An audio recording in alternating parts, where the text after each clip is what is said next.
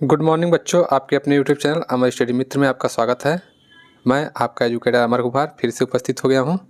तो हम लोग यूपीएसआई के लिए, यूपी पुलिस कांस्टेबल के लिए पॉलिटी को पढ़ रहे थे, जो जीएस सुधा बुक का है।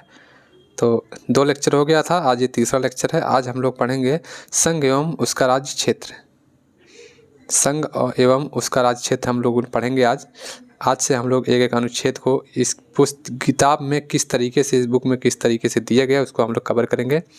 तो आइए स्टार्ट करते हैं बिना देरी करते हुए, क्योंकि टाइम भी कम है।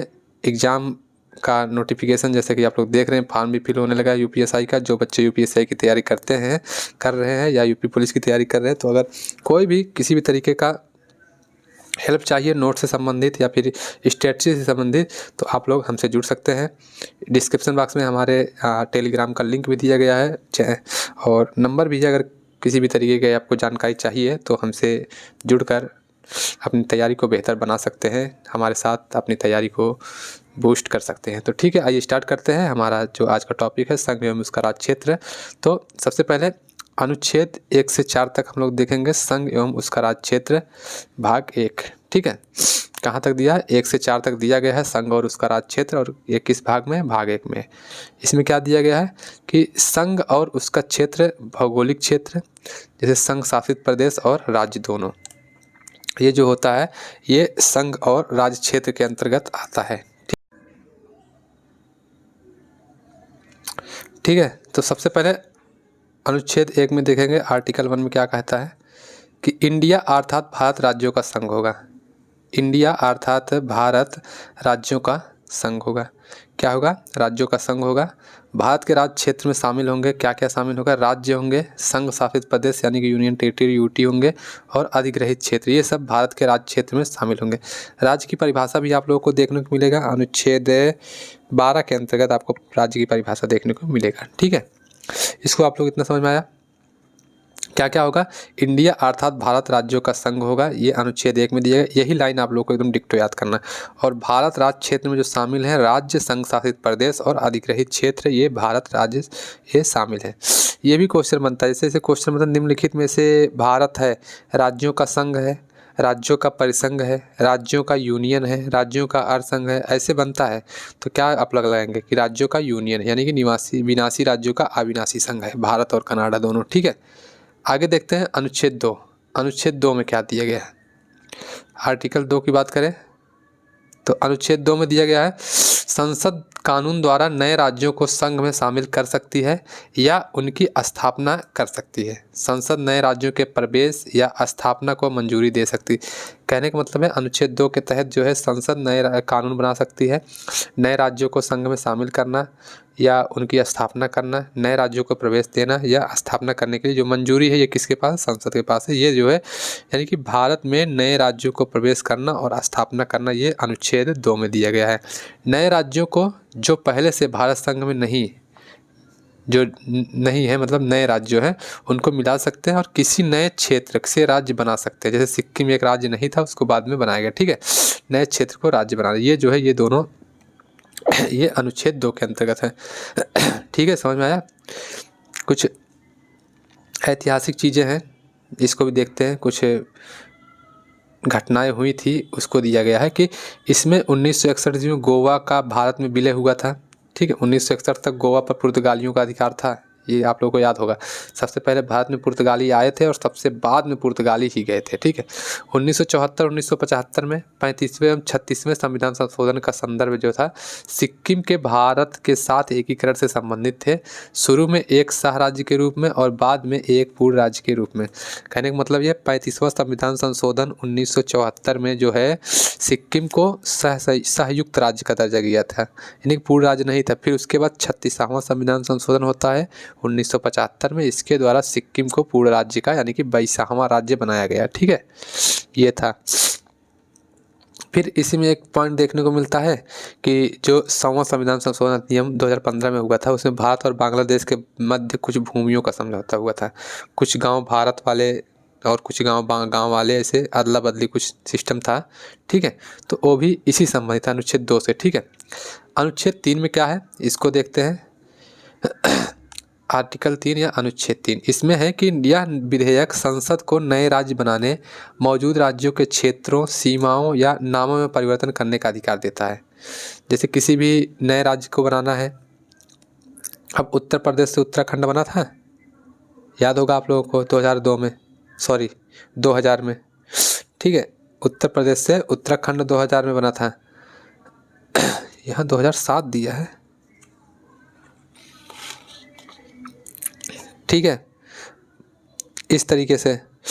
उसके बाद जो है नए नाम में परिवर्तन होता है, कई राज्यों के नाम चेंज हो जाते हैं। ये सब चीज़ें जो थी ये सब किसके तहत होता है, तो अनुच्छेद 3 के तहत होता है। राज्यों और शहरों के नाम में परिवर्तन की सूची जो निम्नलिखित है, जिसमें मद्रास से तमिलनाडु कब बना था, 1969 में। कब बना था, 1969 में। चेन्नई 1996, मैसूर से कर्नाटक 1973 में, मैसूर से कर्नाटक 1973 में। उड़ीसा 2011 में, और उत्तरांचल से उत्तराखंड ये 2007 में बना था, और कलकत्ता से कलकत्ता जो है ये 2001 में शामिल हुआ था, ठीक है।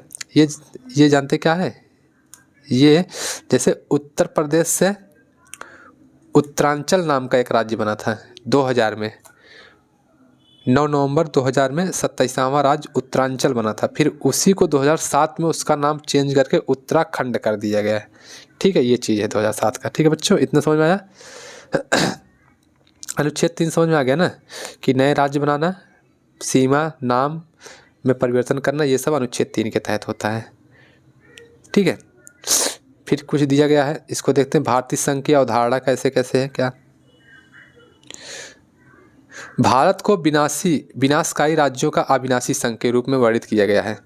विनाशकारी राज्यों का यानी कि राज्य तो समाप्त हो सकता है लेकिन संघ समाप्त नहीं होगा। भारत रहेगा, ठीक है। अगर भारत है, उसके राज्य, ये नहीं है कि कोई राज्य अपने आप को अलग करके, कि जैसे पश्चिम बंगाल है ममता दीदी वाला, तो वो कह दे कि नहीं भैया हम भारत के साथ नहीं रहेंगे, हम अपना अलग से पश्चिम बंगाल एक देश बना रहे हैं, तो ऐसा नहीं कर सकता। राज्य विनाशी राज्य है, ठीक है, और अविनाशी संघ है, संघ का अविनाश नहीं हो सकता, ठीक है। इस तरीके से इसको कहा जाता है विनाशकारी राज्यों का अविनाशी संघ के रूप में वर्णित किया गया है, जिसका अर्थ है कि संघ को नष्ट नहीं किया जा सकता है लेकिन इसके भीतर के राज्यों को परिवर्तित या पुनर्गठित किया जा सकता है, ठीक है। कहने का मतलब है कि भारत, अगर जितना भारत है हमारा, भारत को कुछ नहीं किया जा सकता, उसके अंतर्गत राज्य है। अभी है उत्तर प्रदेश बिहार है, सरकार चाहे केंद्र सरकार तो उत्तर प्रदेश और बिहार को दोनों को एक करके मतलब सम्मिलित स्टेट बना सकती है। नहीं तो उत्तर प्रदेश से जैसे उत्तरांचल उत्तराखंड बना, उसी तरीके से उत्तर प्रदेश को फिर काट पीट के तोड़ के कई और राज्य में बना सकती है। लेकिन मतलब कहने का मतलब है राज्यों का विनाश हो सकता है लेकिन संघ का विनाश यानी कि संघ का विनाश नहीं हो सकता है, ठीक है। इस तरीके से संघ जो है नहीं परिवर्तित हो सकता। राज्य परिवर्तित हो सकते हैं, पुनर्गठित हो सकते, लेकिन संघ जो है ये पुनर्गठित या परिवर्तित नहीं हो सकता, ठीक है। समझ में आया। फिर राज्यों के पुनर्गठन की प्रक्रिया क्या होती है, इसको बारे में देखते हैं कैसे कैसे प्रक्रिया है।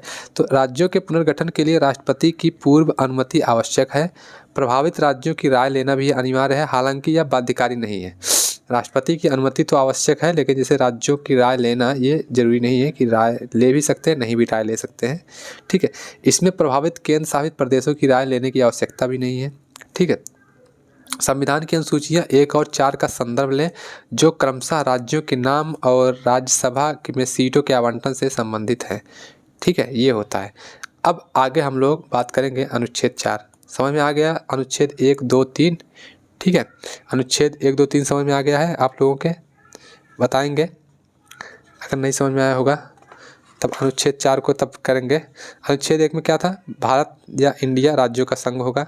अनुच्छेद 2 में क्या था, भारत में नए राज्यों के प्रवेश करना या स्थापना करना।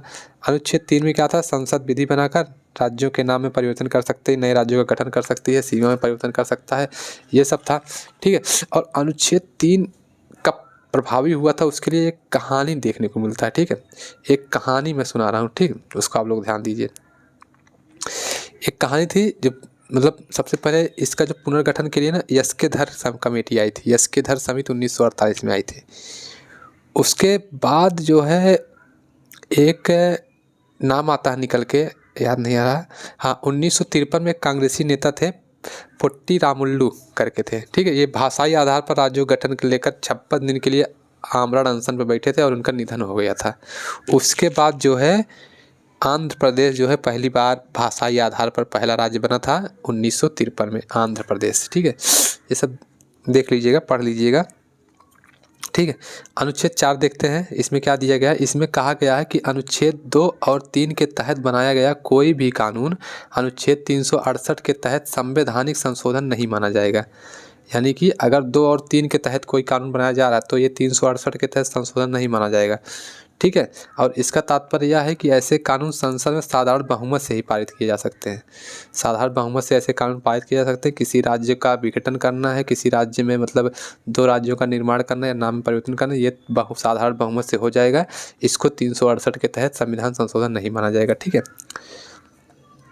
फिर आगे है संवैधानिक संशोधन। संवैधानिक संशोधन है साधारण बहुमत, उपस्थिति एवं मतदान करने वाले सदस्यों में से 50% से एक अधिक, ये साधारण बहुमत होता है। एक विशेष बहुमत होता है, इसमें उपस्थिति एवं मतदान करने वाले सदस्यों का 2/3 बहुमत होता है। ठीक है, और विशेष बहुमत और राज्य विधानमंडलों का अनुमोदन जो होता है, ये विशेष बहुमत के साथ साथ आधे से अधिक विधानमंडलों का अनुमोदन आवश्यक है। यह उन संशोधनों के लिए आवश्यक है जो भारत के संघीय ढांचे को प्रभावित करते हैं। ठीक है, 3 तरह के संशोधन होते हैं, एक साधारण बहुमत द्वारा, एक विशेष बहुमत द्वारा, एक ये। ठीक है, भारत अपना क्षेत्र और अन्य देश को, इसमें क्या दिया गया देखते हैं। एक बेरूवादी केस होता है 1960 में। इसमें क्या होता है, इस मामले में यह स्थापित किया गया कि भारत संविधान के अनुच्छेद 2 और 3 के तहत अपना क्षेत्र किसी अन्य देश को नहीं सौंप सकता और इस उद्देश्य के लिए एक संवैधानिक संशोधन की आवश्यकता है। फिर 100वां संविधान संशोधन होता है, वही जो मैं बता रहा हूँ, बांग्लादेश और भारत वाली जो सीमा साथ है, कुछ देशों का आवंटन हुआ था, मतलब गाँवों का। तो 100वां संविधान संशोधन होता है 2015 में। इसमें क्या होता है कि भारत और बांग्लादेश के बीच भूमि सीमा समझौता हो जाता है। ठीक है, इसमें कुछ प्रभावित राज्य थे पश्चिम बंगाल, त्रिपुरा, मेघालय और अन्य अंतः क्षेत्र बांग्लादेश को। इसका तात्पर्य उन भारतीय क्षेत्रों से जिन्हें बांग्लादेश को हस्तांतरित कर दिया गया था। ठीक है, अंतः क्षेत्र भारत को, इसका तात्पर्य उन बांग्लादेशी बस्तियों से है जिन्हें भारत को हस्तांतरित कर दिया गया था। ठीक है, इसमें क्या हुआ था जानते हैं, इसमें हुआ था कि जैसे कुछ गांव थे, लगभग 54-55 गांव थे, ऐसे कुछ थे, मुझको एग्जैक्ट नहीं याद आ रहा है। ठीक है, इसमें कुछ गांव थे, 51 गांव थे। 51 गांव जो थे भारत को मिले थे और 111 गांव के आसपास जो है ये बांग्लादेश को, ऐसे जो है गांव का आदान प्रदान किया गया था। ठीक है, फिर एक केस आता है भारत बनाम बांग्लादेश भूमि समझौता। इस समझौते पर मूलतः 1974 में हस्ताक्षर हुए थे तथा इसे 2015 में क्रियान्वित किया गया था। इसका उद्देश्य दोनों देशों के बीच सीमा विवादों को बस्तियों के आदान प्रदान के माध्यम से सुलझाना था। ठीक है, कुछ जाने। फिर देशी रियासतों का विलय, किस तरीके से देशी रियासतों का विलय होता है देखते हैं। भारत में देशी रियासतों का विलय भारत की स्वतंत्रता के बाद एक महत्वपूर्ण घटना थी। 1947 में ब्रिटिश सरकार ने भारत छोड़ने के बाद भारत में लगभग 565 देशी रियासतें थी। इन रियासतों को तो भारत में शामिल होने, पाकिस्तान में शामिल होने या स्वतंत्र रहने का विकल्प दिया गया था। मैं जब संवैधानिक विकास पढ़ा रहा था तो वहाँ भी हमने बात किया था कि जब कैबिनेट मिशन जाता है तो उसके बाद ये रहता है जो देशी रियासतें हैं वे या तो स्वतंत्र रह सकती हैं या तो भारत में शामिल हो सकती हैं या फिर पाकिस्तान में किसी में भी शामिल हो सकती हैं या फिर वो स्वतंत्र रूप से अपना जो है बना सकती हैं, एक स्वतंत्र राज्य अपना बना सकती हैं। तब फिर उसी पे जो है सरदार वल्लभ भाई पटेल की कोशिशों के परिणाम स्वरूप ज़्यादातर रियासतों ने भारत में शामिल होने का फैसला किया था। ठीक है, सरदार वल्लभ भाई पटेल ने लगभग 562 देशी रियासतों का विलय भारत में कर लिया था। ठीक है, और मुख्य रियासतें थी जिनका विलय नहीं हो पाया था, कुछ जैसे जूनागढ़ था, हैदराबाद था और कश्मीर था। इन तीनों का क्या था, जो जूनागढ़ का नवाब था वो पाकिस्तान में शामिल होने का फैसला किया था लेकिन जनमत संग्रह के बाद भारत में शामिल हो गया। कि जैसे जो जूनागढ़ का नवाब था वो पाकिस्तान में जाना चाह रहा था लेकिन जब वहाँ पर जनमत संग्रह हुआ, वोट हुआ, लोगों का मत जाना गया तो लोगों का मत था कि भारत में आने का, तो बाद में ये भी भारत में शामिल हो गए, यानी कि जनमत संग्रह के द्वारा। फिर हैदराबाद को देखेंगे तो हैदराबाद के निज़ाम ने भारत में शामिल होने से इनकार कर दिया था। निजाम इसने भी भारत में शामिल होने पर मना कर दिया था, लेकिन भारत सरकार ने पुलिस कार्यवाही के माध्यम से भारत में शामिल करा लिया था। और कश्मीर में क्या था, कश्मीर के महाराजा ना तो भारत में आना चाह रहे थे ना पाकिस्तान में, फिर बाद में उन्होंने भारत में विलय कर लिया, विलय पत्र पर हस्ताक्षर किया था। ठीक है, आगे बढ़ते हैं राज्यों का पुनर्गठन। अब जो मैं वो कहानी बता रहा था ना पोट्टी वाला, वो वाला यहाँ पर देखने को शायद मिल सकता है। ठीक है, पोट्टी रामल्लू वाला। ठीक, तो राज्यों का पुनर्गठन। भारतीय संविधान का अनुच्छेद 3 संसद को निम्न शक्ति प्रदान करता है, किसी राज्य से उसका राज्य क्षेत्र अलग करके अथवा 2 या 2 से अधिक राज्यों को या राज्यों के भागों को मिलाकर अथवा किसी राज्य क्षेत्र को किसी राज्य के भाग के साथ मिलाकर नए राज्यों का निर्माण कर सकेगी। कहने का तात्पर्य यही है कि 2 या 2 से अधिक राज्यों का नाम परिवर्तित कर सकती है, उनके भागों को मिलाकर एक नया राज्य बना सकती है या उनसे ही एक नए राज्य का निर्माण कर सकती है। तो ये जो है संसद कर सकती है। ठीक है, और किसी राज्य के क्षेत्र को बढ़ा भी सकती है। फिर क्या, किसी राज्य के क्षेत्र को घटा सकती है, किसी राज्य की सीमा परिवर्तन कर सकती है, किसी राज्य के नाम में परिवर्तन कर सकता है। ये सब जो है ये अनुच्छेद किसके तहत, 2 और 3 के तहत संसद कर सकती है। ठीक है, फिर राज्यों के पुनर्गठन संबंधित कुछ समितियां और कुछ आयोग का निर्धारण हुआ था उस समय। तो सबसे पहले धर आयोग आया था, धर। ठीक है, स्वतंत्रता प्राप्ति के साथ ही भाषा के आधार पर राज्यों के पुनर्गठन की मांग को ध्यान में रखते हुए डॉक्टर राजेंद्र प्रसाद ने 27 नवंबर 1947 को न्यायमूर्ति एस के धर की अध्यक्षता में, किसके, एस के धर की अध्यक्षता में भाषाई प्रांत आयोग का गठन किया। भाषाई आधार पर राज्यों के पुनर्गठन के विचार पर धर आयोग ने अपनी सिफारिश में कहा कि राज्यों का पुनर्गठन भाषा के आधार पर न होकर प्रशासनिक सुविधा के आधार पर किया जाना चाहिए। धर आयोग का क्या रिपोर्ट आया कि धर आयोग ने कहा कि जो भाषा का वो है वो भाषाई आधार पर न होकर किस पर हो, प्रशासनिक सुविधा के आधार पर हो। फिर एक दूसरे क्या बोलते हैं उसको, दूसरी समिति का गठन हुआ जिसको JVP, जवाहरलाल नेहरू, वल्लभ भाई, उसके बाद पी से पट्टाभी सीतारामैया, शायद ऐसे थे, तीनों लोग के अध्यक्षता में था। तो ये JVP कमेटी बनी। तो राज्यों के पुनर्गठन से संबंधित धर आयोग की सिफारिशों के बाद भाषा के आधार पर राज्यों के पुनर्गठन का आंदोलन और अधिक तीव्र हो गया और इसके समाधान के लिए कांग्रेस ने दिसंबर 1948 में JVP समिति का गठन किया, जिसमें JVP में जवाहरलाल नेहरू, सरदार वल्लभ भाई पटेल और पट्टाभी सीतारामैया सम्मिलित थे, वही जो मैं बताया। ठीक है, JVP समिति ने अपनी रिपोर्ट वर्ष 1949 में प्रस्तुत की। इस समिति ने अपनी सिफारिश में भाषा के आधार पर राज्यों के पुनर्गठन को अव्यवहारिक बताया। इसने भी अव्यवहारिक बताया भाषा के आधार पर।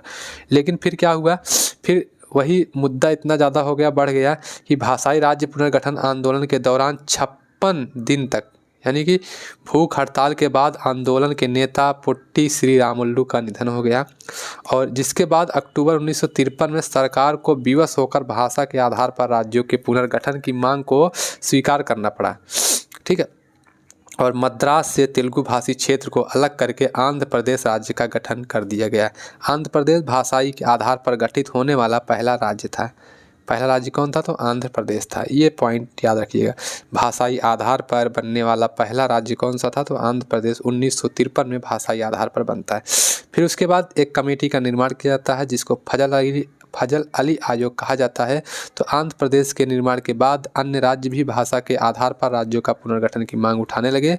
इस कारण भारत सरकार ने दिसंबर 1953 में फजल अली आयोग का गठन किया। यह एक 3 सदस्यीय राज्य पुनर्गठन आयोग था। इसमें फजल अली आयोग के अध्यक्ष थे और KM पडिक्कर और HN कुंजरू 2 अन्य सदस्य थे।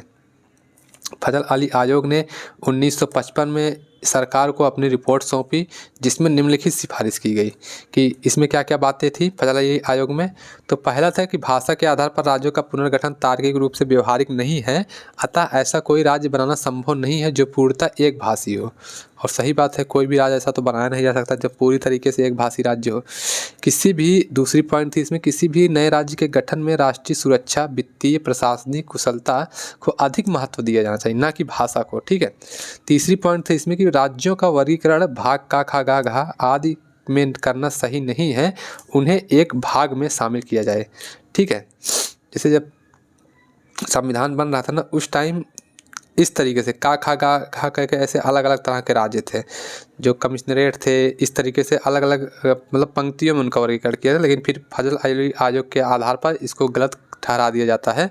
तो वे लोग क्या कहते हैं कि जो भाषा है, मतलब फजल अली आयोग ने भारत में 16 नए राज्य तथा 3 केंद्र शासित प्रदेशों के निर्माण की सिफारिश की, लेकिन सरकार ने वर्ष 1956 में सिफारिश में कुछ परिवर्तन करते हुए 1 नवंबर 1956 को 14 नए राज्य और 6 केंद्र शासित प्रदेशों का निर्माण कर दिया। ठीक है, तो वे राज्य कौन कौन से थे? तो ये निम्न राज्य थे, जैसे असम, बिहार, बम्बई, जम्मू कश्मीर, पंजाब, उत्तर प्रदेश, मध्य प्रदेश, केरल, मद्रास, मैसूर, उड़ीसा, पश्चिम बंगाल, राजस्थान, आंध्र प्रदेश, ये राज्य थे। ठीक है, 14 राज्य और 6 केंद्र शासित प्रदेश, दिल्ली, हिमाचल प्रदेश, मणिपुर, त्रिपुरा, अंडमान निकोबार द्वीप समूह, लंका द्वीप, मिनिकॉय और अमिनी द्वीप समूह। ठीक है, ये जो थे यूटी थे। इस तरीके से जो था राज्यों का वर्गीकरण होता है। ठीक है,